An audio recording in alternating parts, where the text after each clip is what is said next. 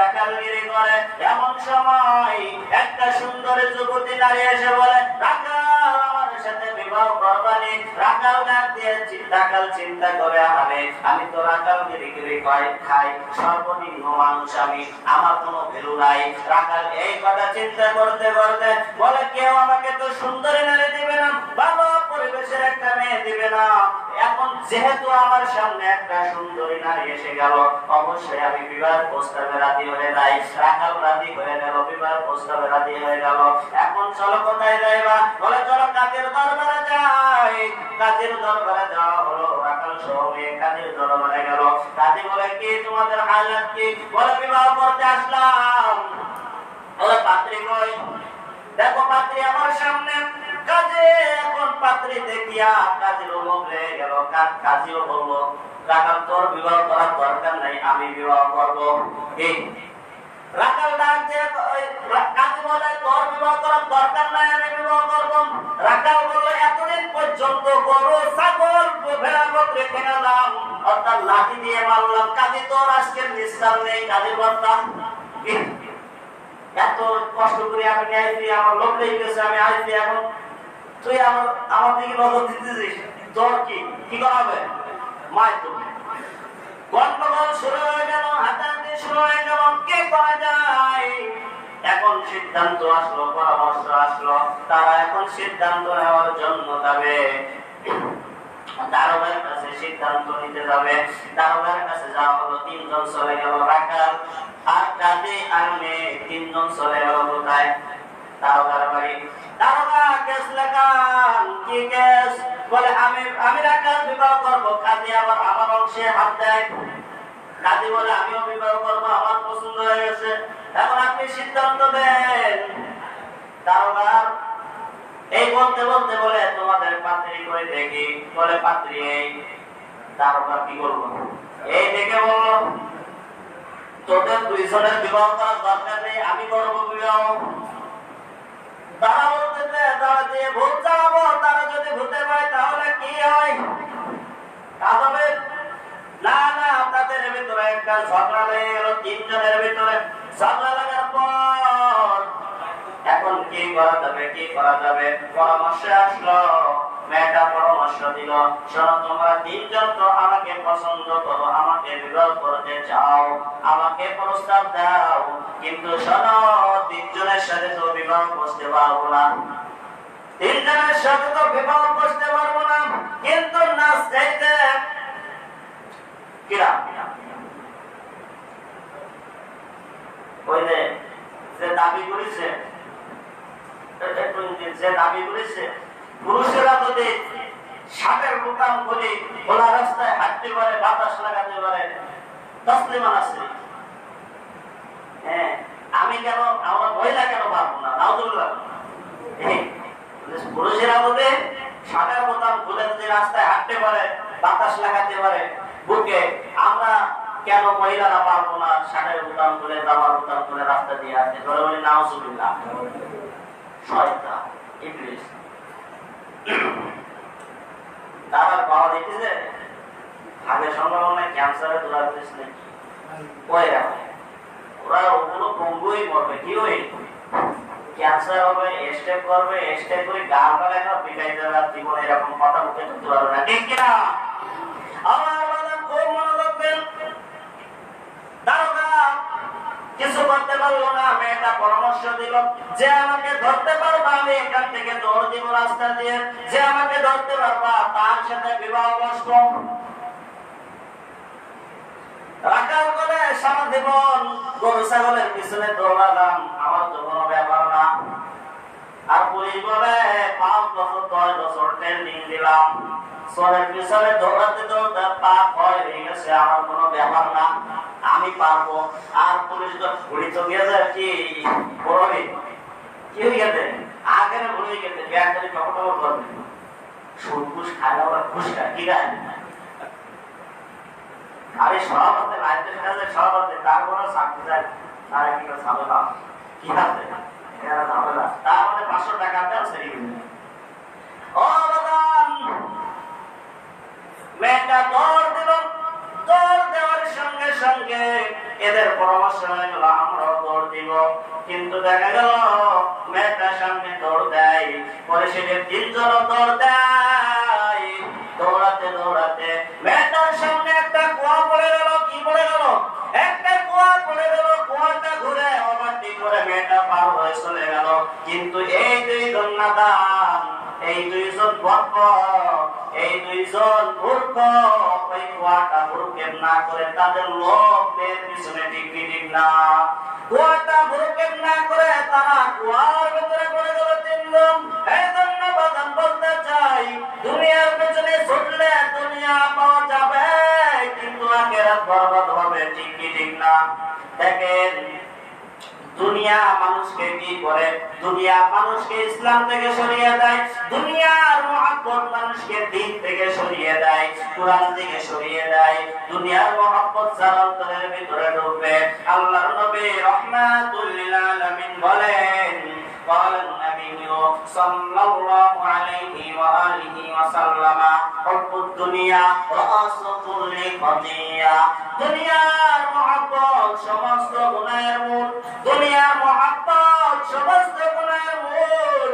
অন্যত্র বিশ্বনবী বলেন, মান আহাব্বা দুনিয়াহু আসাররা বিআখিরাতিহি ওয়া মান আহাব্বা আখিরাতাহু আসাররা বিদুনিয়াহু ফাআতিরু মা ইয়াবকা আলা মা ইয়াফনা।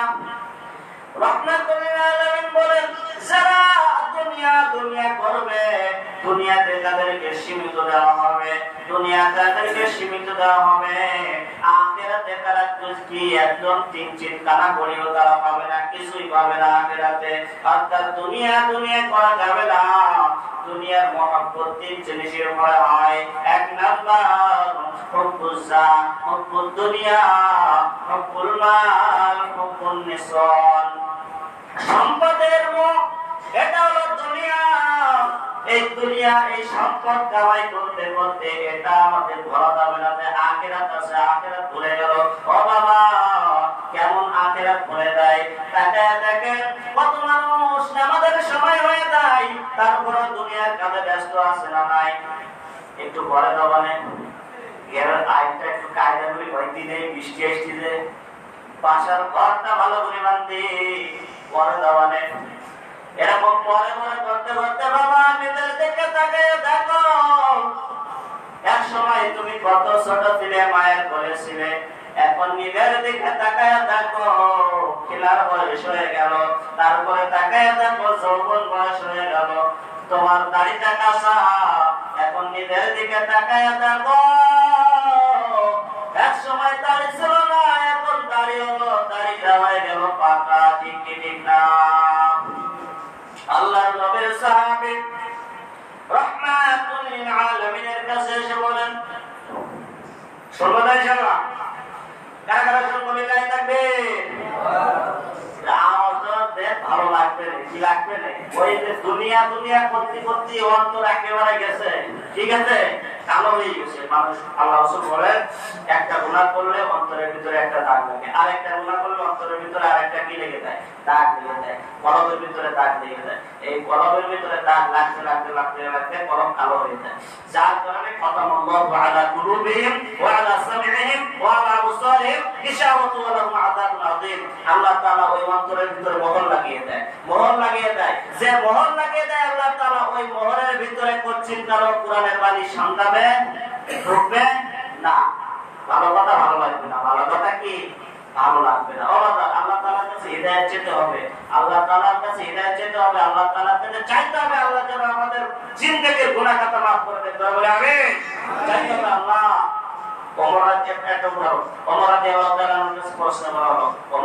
আপনি কাদাযুক্ত রাস্তার ভিতরে কেমনে হাঁটেন, কেমনে হাঁটেন কাদাযুক্ত রাস্তার ভিতরে? ওমর রাদিয়াল্লাহু তাআলা বললেন, শোনো, আমি কাদাযুক্ত রাস্তার ভিতরে এরকম ভাবে হাঁটি যেন এক ফোঁটা কাদা বের সেটা আমার গায়ে না লাগে।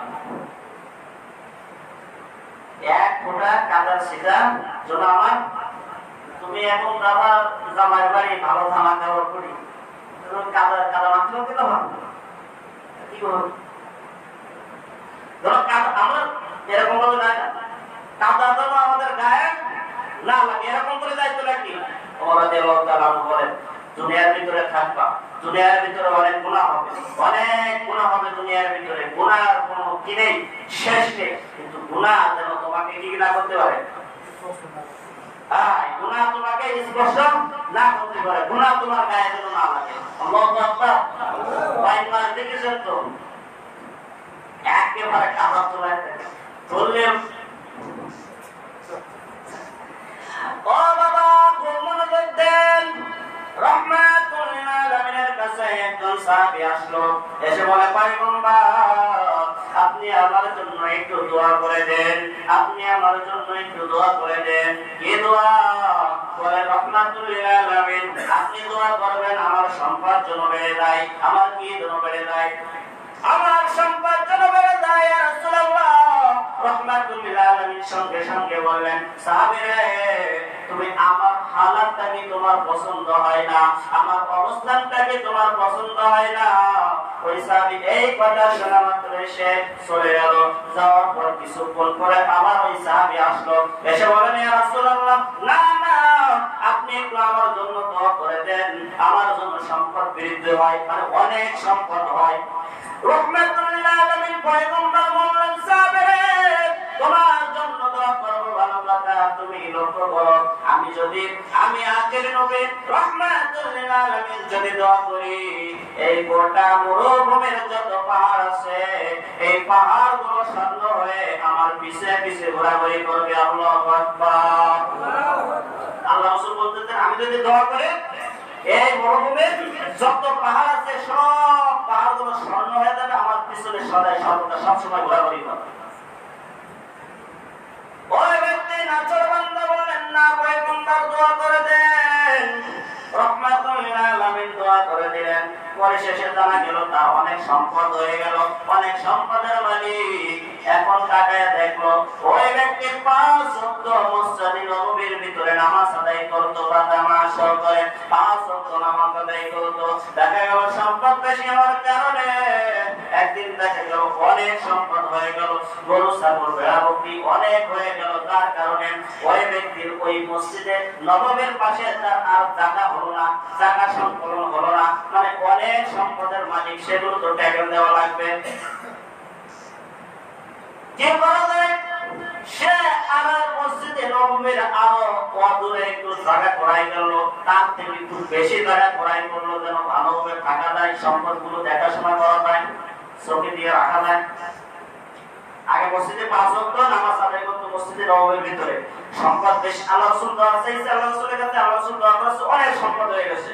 এখন অনেক সম্পদ হওয়ার কারণে আর মসজিদে নববীতে 5 ওয়াক্ত নামাজ পড়তো, সে আরেকটু ওয়াদুরে কি করলো, একটু দূরে জায়গা করাই করলো। করার পরে দেখা গেল পরিশেষে ওই 5 ওয়াক্ত আসতো, এখন 2 ওয়াক্ত নামাজ ফজর জোহর থেকে সাকে হয়ে গেছে।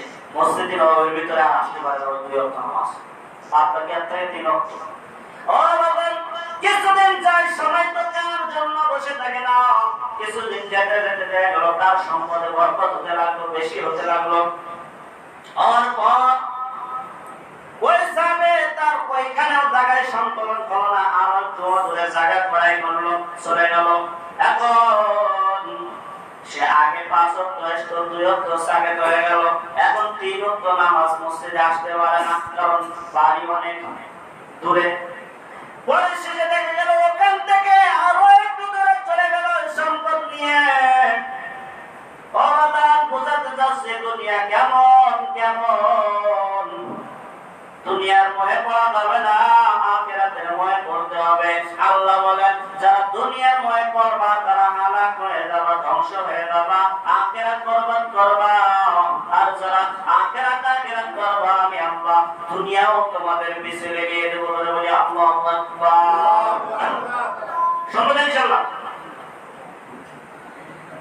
আমার বাবারা ও মনোযোগ দিন।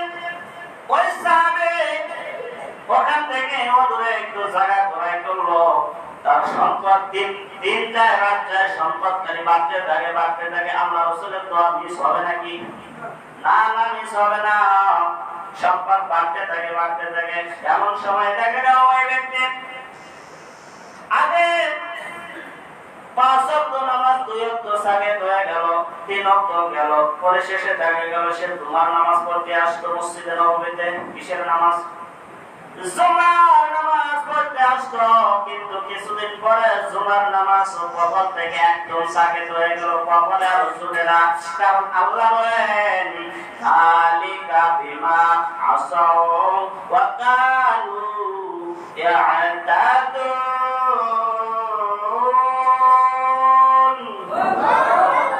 আল্লাহ বলেন যারা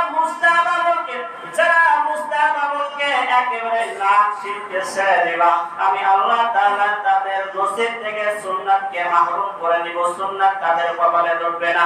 যারা সুন্নাতকে অবহেলা করে ছেড়ে দিবে তাদের কপাল থেকে আস্তে আস্তে করে ফরজ চলে যাবে, ফরজ যাদের ভিতর থেকে চলে যাবে তারা শেষ পরিশেষে কালিমা নসিব হবে না, বেঈমান হয়ে মৃত্যুবরণ করবে। ঠিক কি ঠিক না?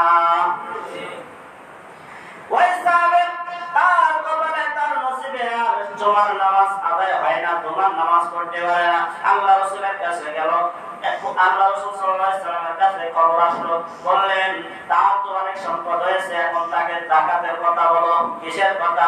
যাও তার কাছ থেকে যাকাত নিয়ে এসো। সংকেত করতেছে ওই ব্যক্তির কাছে যাকাত আনতে হলো। সাহাবায়ে কিরাম বলে না না, আমি যাকাত দিতে পারবো না। কি দিতে পারবো না? তো আসলে আল্লাহ রাসূলের কাছে সম্পদ বাড়াবো, আল্লাহ দিল সম্পদ, কিন্তু তাকে তখন যাকাত চাওয়া হলো, কিন্তু সে অস্বীকার করলো, যাকাত দিতে পারবো না, কারণ সম্পদ বেশি হয়ে গেছে। কি সম্পদ বেশি হয়ে গেছে, সাথে সাথে কৃপণতাও বেশি বেড়েছে। ঠিক না? পারবো না যাকাত দিতে। বলো মুসলিমদের কাছ থেকে জিজিয়া করলে হয়, সেরকম কর তোমরা দাবি করতেছো, দিতে পারবো না। একটু পরে এসো। পরে শেষে দেখা গেল সাহাবায়ে কিরামদেরকে দিয়েছে, পরে এসো। তারা আরেক জায়গায় আনতে গেল, সেই সাহাবী সুন্দর মোটা দাঁত, একবার হৃষ্টপুষ্ট, একবার সুন্দর সুদর্শন একটা কি দিল, দুম্বা দিয়ে দিল। বলে এত সুন্দর দুম্বা নিতে নিষেধ করার জন্য বলতেছে না না, তোমরা এই সুন্দরটা নাও, এটা যাকাত দিলাম। সুবহানাল্লাহ। পরে শেষে ওই সাহাবীর কাছে আসা হলো, বললো না আমি দিতে পারবো না। কি পারবো না? দিতে পারবো না, দিতে পারবো না। সাহাবীরা ব্যাক করে আল্লাহ রাসূলের কাছে এসে বললেন, সবকিছু জানালেন, শেষ যাকাত দিতে অস্বীকার করেছে, যাকাত দিবে না। তার কাছে নাকি জোর জবরদস্তি জুলুম করা হচ্ছে, ইসলাম নাকি তার কাছ থেকে জুলুম করে নিচ্ছে। এই বলে সে আল্লাহ রাসূল সাল্লাল্লাহু আলাইহি ওয়াসাল্লাম এই কথা শোনা মাত্রই একটু অনুতপ্ত হলেন, কষ্ট পেলেন। রাহমাতুল লিল আলামিন পয়গম্বর কষ্ট পাওয়ার পরে আল্লাহ তাআলা সূরা তাওবা আয়াত নাযিল করে দিলেন, বললেন পয়গম্বর ও যাকাত দিলে যাকাত কবুল হবে না, কারণ আপনি পাঠিয়েছেন, চিঠিও লিখেছেন, সে গ্রহণ করে নাই, আপনার কথাকে অস্বীকার করেছে, চিঠিখান প্রত্যাখ্যান করেছে, তার কি যাকাত আমি কবুল করব না। পরিশেষে দেখা গেল আবু বকর রাদিয়াল্লাহু তাআলা আনহু জামানা আসলো, সে ব্যক্তি এরকম শুনেছে আল্লাহ রাসূল সাল্লাল্লাহু আলাইহি ওয়াসাল্লাম কষ্ট পেয়েছেন, শোনা মাত্রই আবু বকরের আল্লাহ রাসূল দুনিয়া থেকে বিদায় নিল। আবু বকরের জামানা আসলো, সে অনুতপ্ত হয়ে ওই সাহাবী অনুতপ্ত হয়ে আবু বকরের কাছে আসলো, আবু বকর যাকাত দিব নাও। আবু বকর বলল না, যেখানে আল্লাহ রাসূল যাকাত গ্রহণ করে নাই, আমরাও যাকাত নিব না। ওমরের কাছে আসলো, ওমরের জামানা, ওমর তুমি যাকাত নাও। না না, ওমর বললেন আল্লাহ রাসূল আবু বকর নেই নাই, আমিও যাকাত নিতে পারবো না। উসমান আলীর জামানা আসলো, তিনারও যাকাত গ্রহণ করে নাই। পরিশেষে এমন হালাতে ওই ব্যক্তি মৃত্যুবরণ করলো। তারা বলি নাউযুবিল্লাহ। ও বাবা, দুনিয়া কিছুই না রে, কিছুই না রে মুমিন, আজ আছে কাল থাকবো না, কিন্তু